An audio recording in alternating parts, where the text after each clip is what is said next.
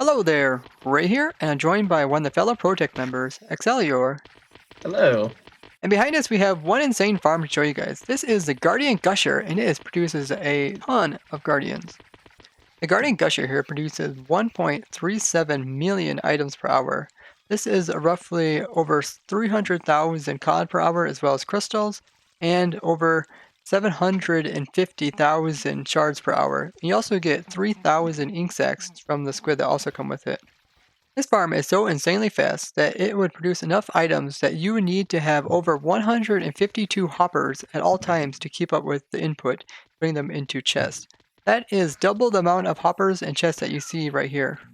If you've seen our previous dropping design, you would notice that right here in this design, where you're pretty much using the same pattern slash design.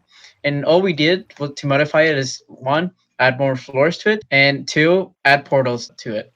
And thanks to that, we've been able to reach the rates of 1.37 million items per hour, since the gardens pretty much have no time to idle around, and they instantly get sent to the nether. This farm uses the same concept as our advanced blaze farm, in where we have the mobs spawn directly beside portal blocks and then have them pushed inwards. Nessie also used this concept to make a really fast squid farm by pushing them into portals, and Numbomb used this concept also to make a fast guarding farm for 1.12 to push them into portals as well. So with this design, we pretty much use the most of the bounding blocks that the Guardian Temple would use, which would be from Y39 all the way to Y62. But in this design, we only go all the way to Y59. So in this farm there is 23,000 spawning spaces for the guardians to spawn, which allows it to be quite fast. We also tried adding another portal on top and gaining about 2 more layers worth of spawning spaces. By making the farm taller, we think it actually decreased the rates because we went a little bit higher Y level wise, and this made it slow down. So after the guardians spawn in this area and then immediately get pushed into the nether portal, they'll be taken over to the nether dimension. From here they'll come out of this nether portal. The way that nether portals work is that once a mob has came through to the nether portal, the game will remember where he came from, and that way the next time a mob comes through, it doesn't have to search this entire area trying to figure out where to put that mob when he comes through the nether portal. It'll remember this information for 15 seconds.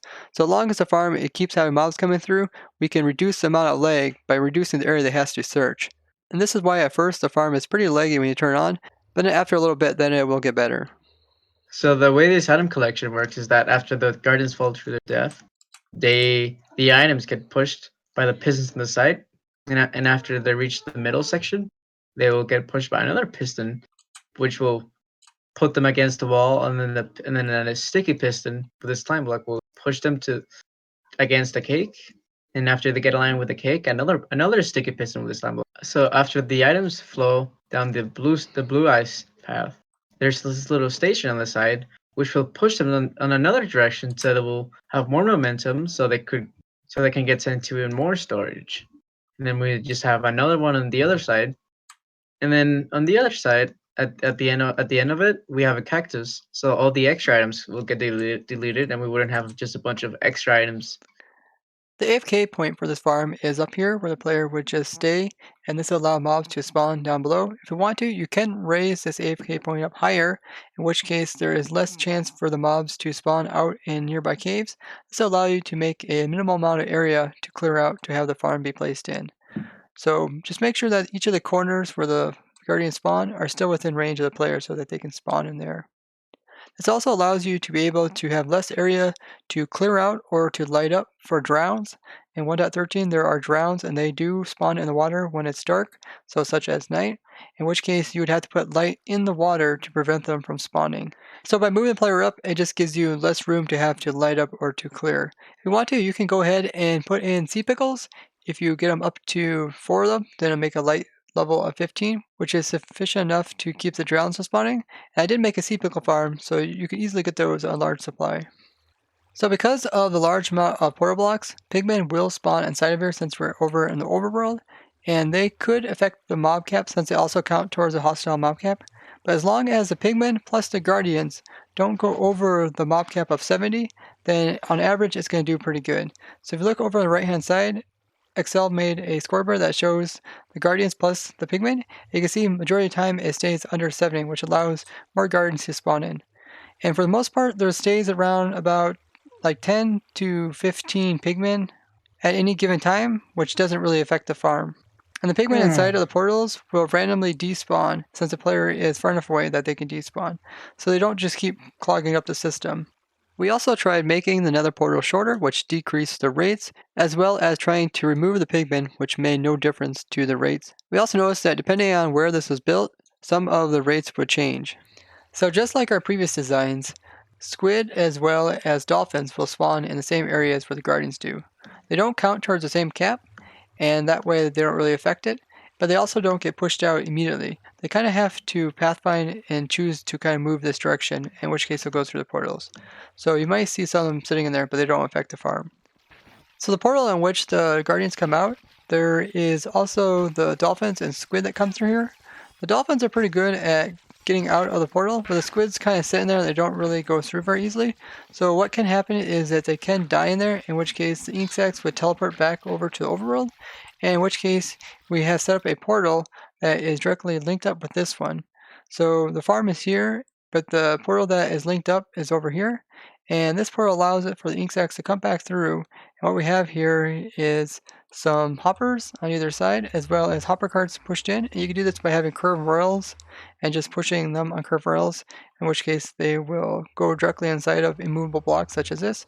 And these hopper carts will just pick up any ink sacs that come through, and then they're just put into this chest here. You can see you can also see that sometimes dolphins die and they get put in here. So, as a nice little optional feature for those people that want to have a nice option for food, I add a little lava blade so the guardians drop cooked cod instead of just regular raw cod. And then on the bottom of here, since we just happened to build this farm inside of a slime chunk, we added some cobblestone walls on the bottom so the slimes and guardians wouldn't get stuck when coming down. We found out that if we spread the guardians out when they come through the portal, we can minimize some of the TPS problems. We can get up to about 10 TPS. So in a future design, we may try to increase the TPS by doing this. One of the changes that we've noticed that from in 1.12 and below, if you had a chunk loading grid of hoppers, before the game would unload this dimension, the hoppers would come here and reload it. But in 1.13, we noticed that reloading wouldn't happen. So the items and entities would just get stuck. So you would need a player to come load that area. And Earth Computer checked into the 1.13 code to see what was going on. Okay, so while working on this farm, when it came to time to do the storage system, we had the original idea of sending the items back to the overworld and then sorting them there. But one of the few problems that we had was that one was too much lag, extra lag, I should say. And then the second problem was that some of the items that were getting sent through the portal, they were not getting sent to the overworld, meaning the portal was not sending them. And so to fix that, we got the nice idea from our friend Sheen to just use a second portal right behind it, and that actually fixed it. So besides the portal bug that is unique to 1.13, there's another unique bug, and this is items that are setting above lava, as this one is here, but hanging over them will burn up if there's lava here. So this one, you can see this item here is just sitting there. As soon as there's a lava source, it will burn up the item, and that is unique to 1.13 and is not prevalent in 1.12. During the build of this farm, as well as the previous designs, we had help from Sheen, KK, Oreo, and TT. To build this farm is fairly simple, as there's just nether portals as well as waterlogged blocks over in the overworld. There's little complications here in the nether, but if you want to see exactly how to build this up in your own world, we will provide the world download down in the description. One insanely fast guardian farm for 1.13. And we also have some plans to do some tweaking on this design to make it work for looting as well. So we'd like to thank you guys for watching, and if you found this interesting, show us with a like and share this with others. If you'd like to see more designs like this, as well as future designs for 1.14 and beyond, be sure to subscribe and hit the bell button to get notifications. If you have any questions about this design, ask us down in the comments. Bye-bye. Bye bye.